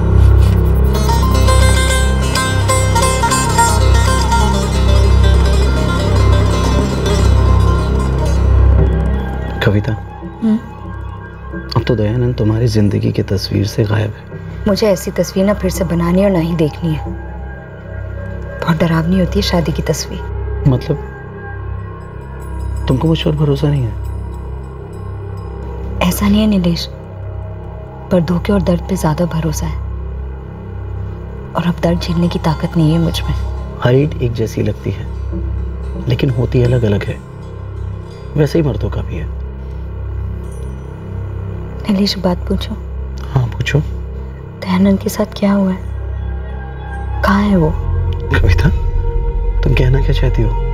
दयानंद को मैंने गायब करवाया है? नीलेश, मैं मान ही नहीं पा रही हूँ कि दयानंद जैसा इंसान अपनी मर्जी से सब कुछ छोड़ छाड़ के ऐसे कैसे जा सकता है। तुम चुप क्यों हो नीलेश?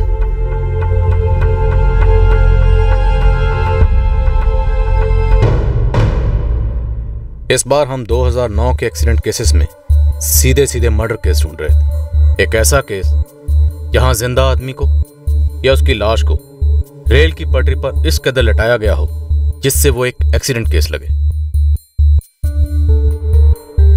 और हम चौंक गए जब हमारी सोची गई मोडस ऑपरेंडी दरअसल एक असलियत साबित हो। मर्डर को एक्सीडेंट बनाने का यह तरीका बाकायदा अपनाया गया, जैसे 2010 में नीलेश का और 2015 में नीलेश के छोटे भाई विजय कोटियन का।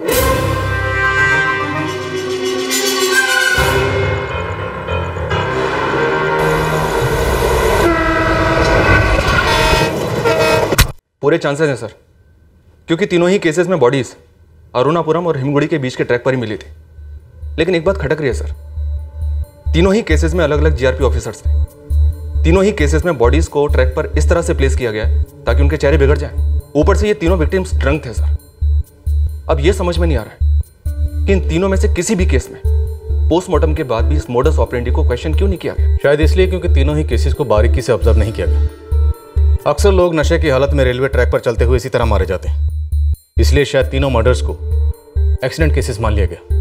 और ऊपर से तीनों वारदातें अलग अलग वक्त पे हुई, 2009, 2010 और 2015। शायद इसलिए पैटर्न किसी की पकड़ में नहीं है। अंजलि कविता को लेकर आ रही है सर। इस कविता की ग्रिलिंग करते हैं तगड़े। वही एक लिंक है इस दयानंद मालगी और नीलेश कोटियान के बीच।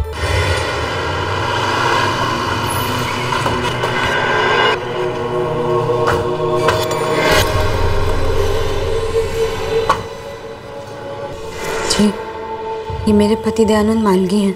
14 जुलाई 2009। तारीख सही है? जी, हम दोनों पूरा दिन साइट पर काम कर रहे थे। शाम को मैं घर चली गई और रोज़ की तरह पीने चले गए और फिर रात भर घर नहीं आए।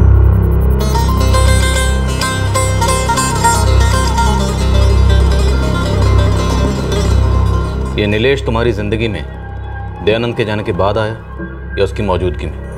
मौजूदगी में। पर जैसा आप समझ रहे हो वैसा नहीं था।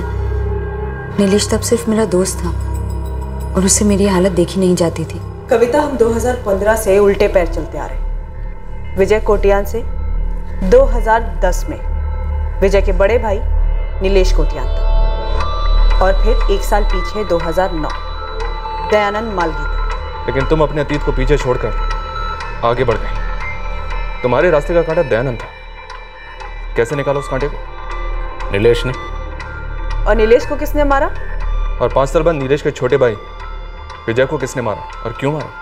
कविता, एक के बाद एक 3 मर्दों की लाशें बिछाई गई। क्या ये तीनों तुम्हारी जिंदगी का हिस्सा थे? क्या ये तीनों तुम्हारे प्रेमी थे?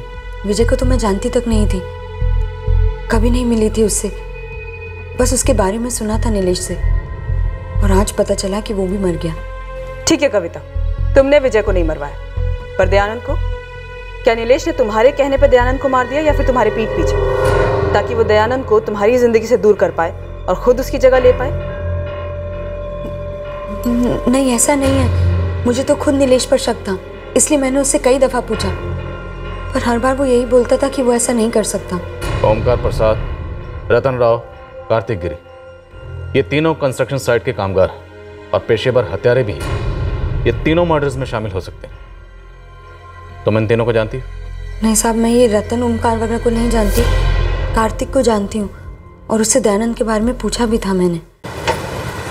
कार्तिक, तुमने दयानंद को देखा क्या? वो 4 दिन से घर नहीं आया है। हाँ, मैंने भी कई दिनों से दयानंद को यहाँ पर नहीं देखा है, पर मुझे नहीं पता वो कहाँ है।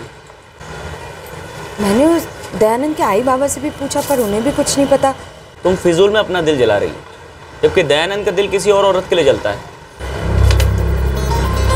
मतलब वो उसके साथ भाग गया क्या? हो सकता है। वैसे मुझे उन दोनों के लफड़े के बारे में पहले से पता था, पर अब उनका निजी मामला में दखल देने वाला कौन होता हूँ। और कविता, समझने की कोशिश करो, दयानंद तुम्हें छोड़ के जा चुका है। अब उसका इंतजार करना महज एक बेवकूफ़ी है। सच कहूँ साहब, मुझे दुख महसूस नहीं हुआ था, बल्कि एक तरीके से सुकून ही मिला था दयानंद के जाने से। बस छोटी सी दुआ निकली दिल से कि उस औरत को दयानंद का प्यार मिले जो मुझे कभी नहीं मिला था। अगर तुम्हें दयानंद के जाने से इतनी राहत मिली थी और तुम उस औरत को इतनी दुआएं दे रही थी, तो तुम्हें नीलेश पर शक क्यों हुआ? साहब, शक इसलिए हुआ था क्योंकि दयानंद जैसे जालिम इंसान को किसी औरत के साथ भागने की ज़रूरत ही नहीं थी। अगर वो चाहता तो मुझे घर से निकाल देता और उस औरत को घर ले आता, और वो ये सब बहुत आसानी से कर सकता था। इसीलिए शक हुआ साहब कि वो गायब नहीं हुआ बल्कि गायब करवाया गया है। फिर भी तुम पुलिस के पास नहीं गई कविता? साहब, कौन अपने पैर पर खुद कुल्हाड़ी मारता है? दयानंद का मेरी ज़िंदगी से दूर चली जाना मेरे लिए अच्छी खबर थी। और कविता, तुम्हारी ये अच्छी खबर खून में लिखी गई थी।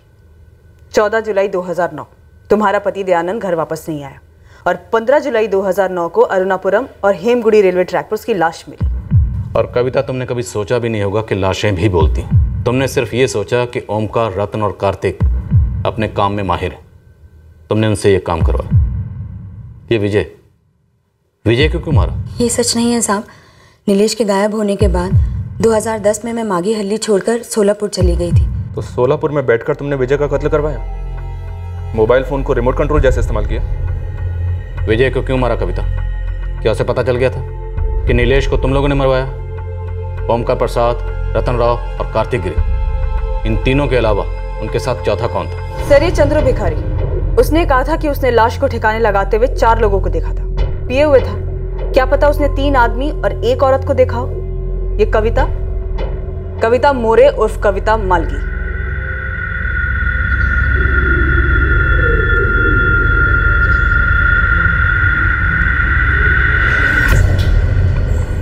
क्या जीतू, 2 खंबा भी पी जाऊं तो आदमी को औरत थोड़ी ना बोलूंगा। और ये औरत तो साड़ी पहनी है, वो चारों आदमी ही थे।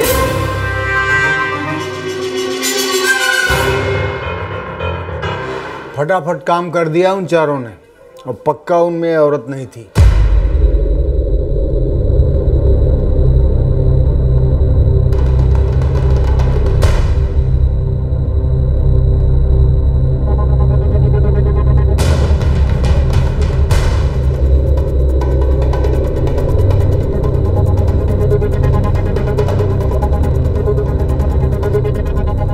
सर, ये कविता के पूरे 1 साल के कॉल रिकॉर्ड्स हैं, लेकिन इसमें एक भी नंबर यहाँ मागी अली का नहीं है, सिवाय नफीसा के। हुए जुर्म का पूरा ब्लूप्रिंट हमारे सामने, और फिर भी किसने किया, क्यों किया, इसका एक भी स्केच हमारे पास नहीं। इन तीनों हत्यारों के लिए मैनहंट लॉन्च करो। इनमें से कोई एक भी या आधा भी हमारे हाथ लगा ना, तो हमें इस केस का क्रैक मिल जाएगा।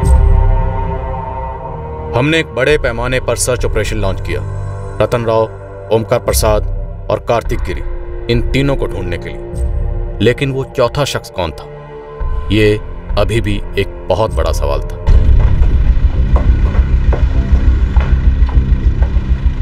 हमने ऐसी हर लोकेशन को स्कैन किया जहां इन तीनों को पनाह मिल सकती थी। हर कंस्ट्रक्शन साइट हमारे रडार पर थी। कोई भी जगह छोड़ी नहीं गई जहां से ये लोग फरार हो पाए।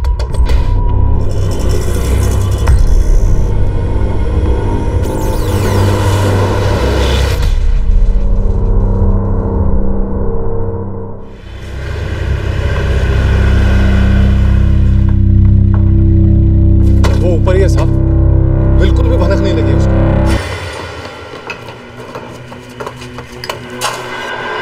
आखिरकार हम चौथे रहस्यमय हत्यारे तक पहुंचे, जो विजय कोटियान के मर्डर में शामिल था, पद्माकर गौड़। उसे केवल इतनी भनक थी कि हम लोग उसके बाकी 3 साथियों की तलाश कर रहे हैं। पद्माकर ने कभी सोचा भी नहीं था कि हम इस ट्रिपल मर्डर केस की जड़ को पकड़ लेंगे। पद्माकर के बारे में मैंने आपको क्यों नहीं बताया? क्योंकि आप लोगों ने कभी मुझसे पूछा ही नहीं उसके बारे में। क्या वो भी इस कांड में शामिल है? बस करिए नाटक।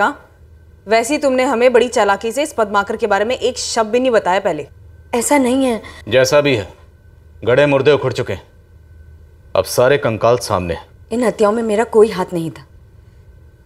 एक बात और, मैं पद्माकर को पूरी तरह भुला चुकी हूँ। अब वो मेरी जिंदगी का हिस्सा नहीं है।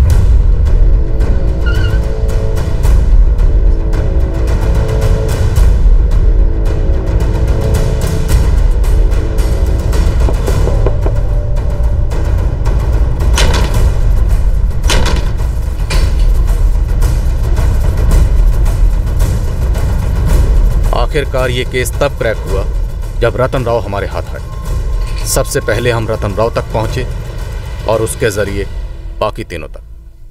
बाकी जितने भी कत्ल किए वो सब के सब बता दे रतन। 2015 और 2010 वाले मर्डर में मैं शामिल था, 2009 वाले में मैं शामिल नहीं था साहब। शुरू हो जा। सबसे पहले 2015 विजय कोटियान। क्यों मारा तूने विजय कोटियान को? वो तो तेरा दोस्त था ना? हाँ, दोस्त था वो मेरा, पर वो कार्तिक गड़बड़ किया। कैसी गड़बड़? एक दिन विजय के साथ दारू पी रहा था, तभी पता नहीं क्या बक दिया। दूसरे दिन विजय अपना प्लान लेके मुझे आके मिला। साहब क्या हुआ विजय? अभी तेरे को मेरे साथ मेरे लिए एक काम करना पड़ेगा। अरे करना क्या वो तो बता विजय। तो मेरा दोस्त है ना, बोल। दोस्त है ना? ये भी कोई पूछने का बात है? काम क्या है? किसी को जान से मारना है। इसको? उसने जिसने मेरे नीलेश अन्ना को जान से मार दिया। कार्तिक कल सब कुछ बताया मेरे को। 5 साल से मेरे से सब कुछ छुपा के रखा था वो। ए कार्तिक क्या बोल रहे बे?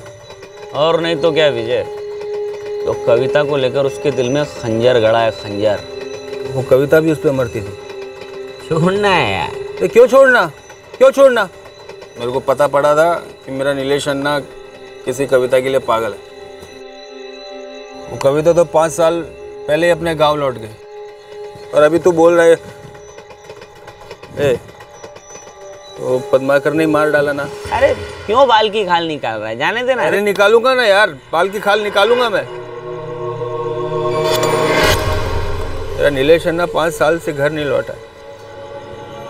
मेरे अम्मा अब्बा का हालत खराब है, उसका इंतजार में। और अभी तू बोल रहा है बोलना वो पद्माकर ने मार डाला है मेरे अन्ना को, क्योंकि वो जान छिड़कता था कविता पे, है ना? बोलना। मैं नशे में कुछ भी स्टोरी बना रहा हूँ। तेरे ग्लास खाली है, लेना क्या?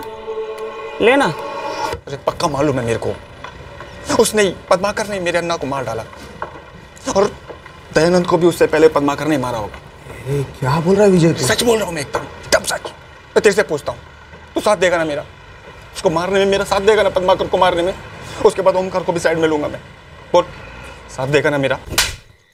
साले कमी ने 5 साल के बाद उल्टी कर दिया ना? हाँ? यार पद्माकर, मैंने ऐसा कुछ नहीं बोला। देखो बस नशे में बक दिया मैंने। भाई मुझे माफ कर दे। देख तेरे पैर पड़ता हूँ भाई। क्या क्या बोला क्या तू उसको? ऐसा कुछ नहीं बोला यार पद्माकर। वो तो बस विजय मुझसे पूछ रहा था कि पद्माकर इतना दुखी क्यों रहता है, तो मैंने कह दिया कि कविता पे लट्टू था। यार पर मैंने ऐसा कुछ नहीं बोला भाई। यार वो जो सन की विजय है ना, वो 2 का 2 6 कर रहा है। माँ का सब, मैंने ऐसा कुछ नहीं बोला पद्माकर। देख पद्माकर, ऐसा है कि अगर मैं और ओमकार साथ ना भी दे, मुकर जाए, तो भी विजय तेरे ऊपर हमला करेगा किसी को साथ में लेके। खून सवार है उसके सर पे। वो बदला लेना चाहता है अपने भाई नीलेश के मौत का। विजय ने उसी के साथ बदले का प्लान बनाया जिसने उसके भाई को मार डाला था, मतलब तुम्हारे साथ।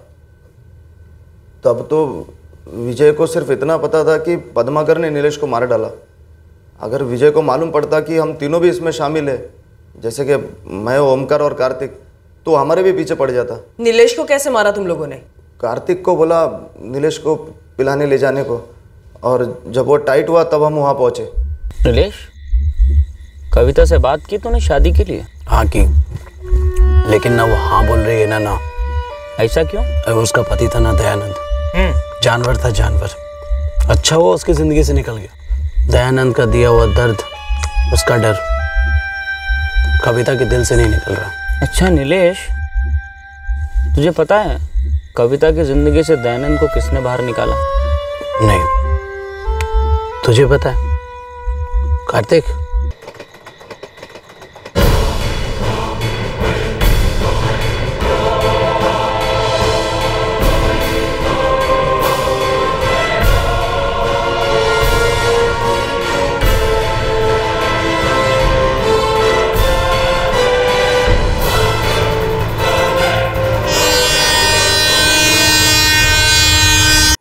नवंबर 2015 को विजय को क्या कहकर बुलाया कि तुम लोग मिलकर पद्माकर को मारोगे? हाँ साहब, मैं विजय को बोला कि ओमकार पद्माकर को पिला के पूरा टुन कर देगा, उसके बाद अपन वहाँ पहुँचेंगे और मार देंगे पद्माकर को। मैं किसी का खून करने जा रहा हूँ। चल। हाँ चल विजय, अभी पद्माकर फुल टाइट हो गया होगा पी के, वो ओमकार ने खूब पिलाया होगा उसे।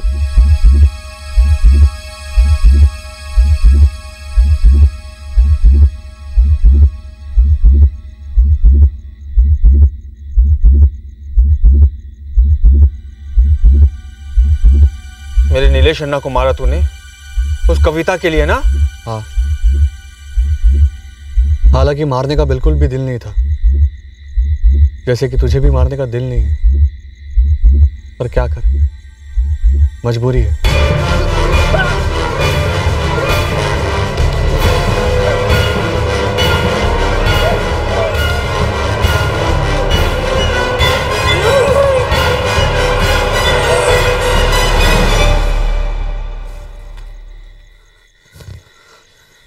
तूने मुंह नहीं फाड़ा होता ना तो ये करने की जरूरत ही नहीं पड़ती।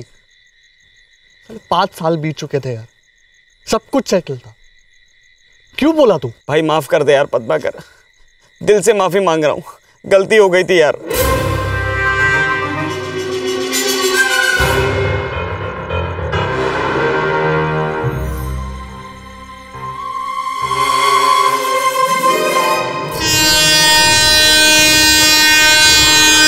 जैसा कि आपको बोला साहब, नीलेश और विजय को हम चारों ने मिलकर मार डाला, पर 2009 वाले मर्डर में मैं शामिल नहीं था साहब। अभी कुछ टाइम पहले ये जो निखिल मार्गी का मर्डर किया तुम दोनों ने, ओमकार और तूने मिलकर, इसके अलावा और कितनी सुपारियां ले चुके तुम दोनों आज तक? जो किया सब बता दिया, उसके अलावा कभी कुछ नहीं किया हमने। ईश्वर, इससे पहले कि पद्माकर गायब हो, उठाओ इसे। बाप रे, ये सभी एक दूसरे के खून के प्यासे हो गए थे, लेकिन ऐसा माजरा क्या हुआ था इनके बीच? हाँ, मैं मानती हूँ कि मैं और पद्माकर प्यार में थे, लेकिन वो तब की बात है जब मेरी शादी नहीं हुई थी।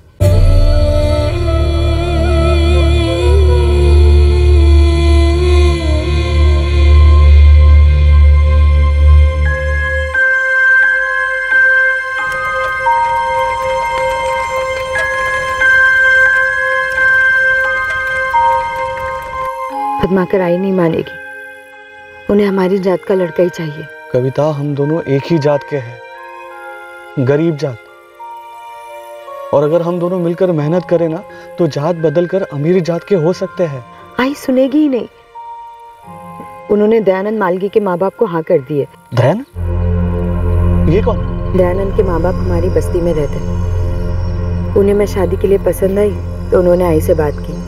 उन्होंने कहा शादी का पूरा खर्चा वो ही उठाएंगे और दहेज भी नहीं लेंगे, ऊपर से हम दोनों एक ही जात के हैं। आई ने पक्की कर दी बात। क्या मतलब पक्की वक्की कर दी? कविता, तू चल, हम दोनों भाग चलते। मैं आई के साथ ऐसा नहीं कर सकती। मतलब तू किसी भी दयानंद के साथ शादी कर लेगी? करनी पड़ेगी, मैं बस यही बोलने आई थी तुझे। कविता, बोलना, तू कैसे जीऊंगा मैं तेरे बगैर? और तू जी लेगी मेरे बगैर? कोशिश करनी होगी, हम दोनों को। वक्त शायद सारे घाव भर देगा।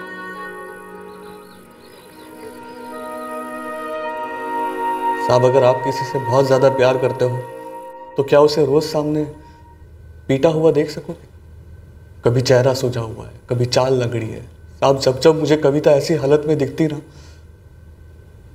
तब मेरा खून खोलने लगता साहब। वो वैशी जानवर दयानंद मेरी कविता, मेरे प्यार को खुरेद कर खत्म करने पर तुला था। दयानंद से शादी के बाद मैंने पद्माकर से कभी मदद नहीं मांगी, कभी भी नहीं। बस कभी कभार साइड पे टकरा जाते थे तो 2-4 बातें हो जाती थी।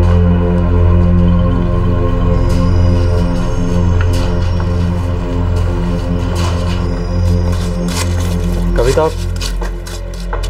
तेरे चेहरे पर दयानंद के हाथ के निशान देखकर दिल फटता है, सच में दिल फटता है।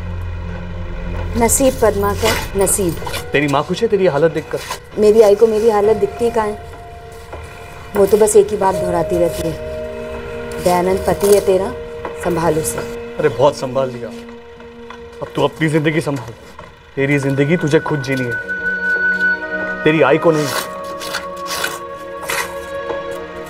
मैंने पद्माकर को कभी नहीं कहा कि दयानंद को मार दो। पर उसने दयानंद को मार दिया है, वो ये कबूल कर चुका है। क्या पद्माकर ने आपको कहा कि मैंने उससे कहा? मुझे पूछने दीजिए उससे, कब कहा था मैंने कि दयानंद को मार दो? देखो पद्माकर, मैं तो कहता हूँ कविता को भगा के ले जाओ, क्यों झंझट पालना? कविता ऐसे नहीं भागेगी कार्तिक। कविता मेरे साथ तभी चलेगी जब दयानंद उसकी दुनिया से नहीं, पूरी दुनिया से चला जाएगा।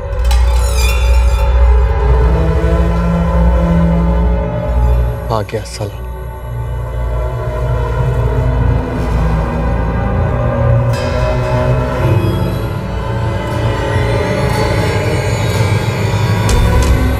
साला जिस कविता को मैं फूल जैसा रखता था उसको कैसे मुरझा डाला रे तूने?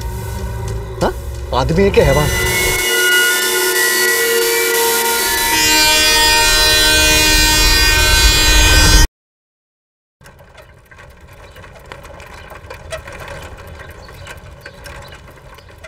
चल कविता, साथ चलते। मैं ठीक हूँ। अरे कविता, मैंने कब बोला कि तू ठीक नहीं है? देख, मैं तेरे घर की तरफ ही जा रहा हूँ, तुझे छोड़ देता हूँ डबल सीट पे। मैं पैदल चली जाऊंगी।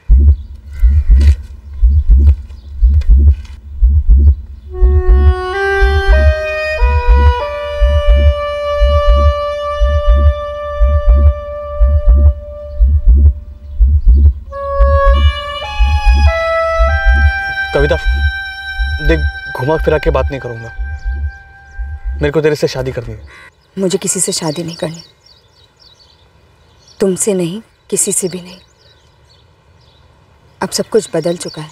लेकिन मैं नहीं बदला रे कविता, मैं अब भी तुझसे उतना ही प्यार करता हूँ जितना तब करता था।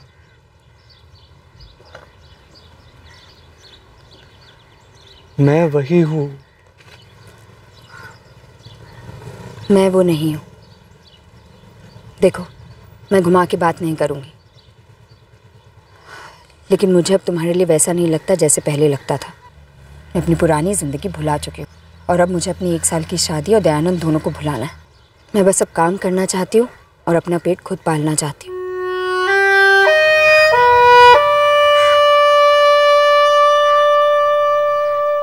ऐसा होता है कभी, आपको भी मालूम होगा कि प्यार खत्म हो जाता है किसी के लिए। पर पद्माकर ने दयानंद को खत्म कर दिया और फिर नीलेश को भी, जिससे तुम प्यार करने लगी थी। यही बात पल्ले नहीं पड़ रही है मैडम। पद्माकर किसी को मारने वाला गुंडा बदमाश नहीं था, भला इंसान था वो। पता नहीं उसे क्या लगा उसे कि दयानंद और नीलेश को मार के वो मुझे हासिल कर लेगा। कविता के प्यार में मैंने दयानंद को मार डाला, फिर मुझे नीलेश के बारे में पता चला, दिमाग सुन पड़ गया साहब। ये सच है पद्माकर, कविता अब नीलेश के प्यार में। शायद इसीलिए कविता तुम्हें मना कर रही होगी।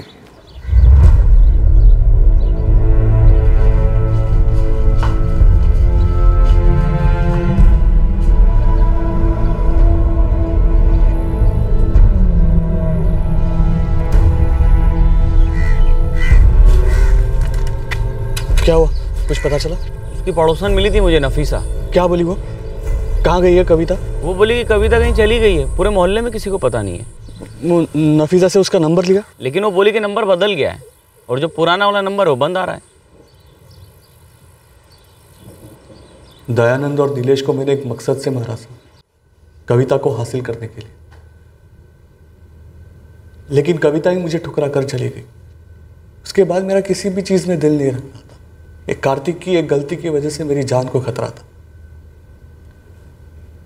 साहब, अगर मैं विजय को नहीं मारता तो विजय मुझे मार डालता। ये लोगों को जान से मारकर रेल की पटरी पर चेहरा बिगाड़ना कब से चल रहा है? दयानंद पहला था साहब, उससे पहले मैंने जिंदगी में एक मक्खी तक नहीं मारी थी। सीधे सीधे बोल, कितने? सीधे सीधे बोल रहा हूँ साहब, दयानंद, नीलेश और विजय। मैं कविता की कसम खा के बोल रहा हूँ साहब। कविता इस सब के बारे में पहले से जानती थी ना? नहीं साहब, उसको तो रत्ती भर की खबर नहीं थी।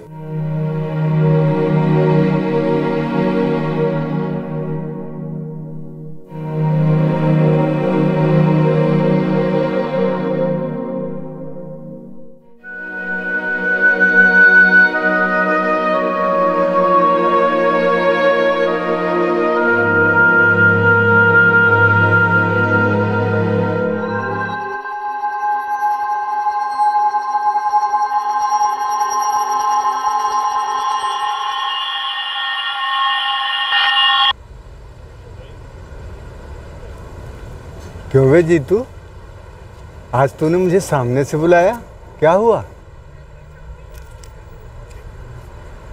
ये ले रख, ईमानदारी से इनाम का आधा हिस्सा दे रहा हूँ। वैसे तू आदमी काम का है। वो तो मैं हूँ, पर कोई मानता ही नहीं। कोई नई खबर है ना तो फोन घुमाना, ठीक है? कहा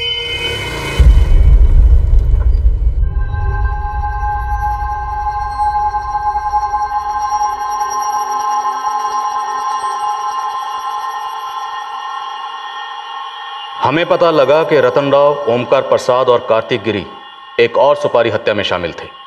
उन्होंने कबूल भी किया। फिलहाल उनकी इंटरोगेशन चल रही है, उनकी और केसेस में इन्वॉल्वमेंट का पता लगाने के लिए। अगर दयानंद के एक्सीडेंट केस को थोड़ा और संजीदगी से लिया गया होता, अगर मर्डर होने के चांसेस टटोले गए होते, तो सच 8 साल पहले ही सामने आ जाता। अगर ऐसा होता तो 7 साल पहले नीलेश की मौत नहीं होती। और इसके चलते जाहिर है विजय भी बदला लेने के लिए घर से नहीं निकलता और मारा नहीं जाता। हमने पहले भी ऐसे कई केसेस हैंडल किए हैं जहां रेलवे ट्रैक पर लाश मिलती है, सब एक्सीडेंट समझते हैं, पर निकलता मर्डर है। ऐसा होना नहीं चाहिए। हमें इस केस से एक बड़ी सीख मिली है। कोई भी सुराग, टिप ऑफ बिना अच्छी तरह टटोले उसे नजरअंदाज करना सही नहीं। आखिरकार समय पर लगा एक टांका 9 टांके बचाता है।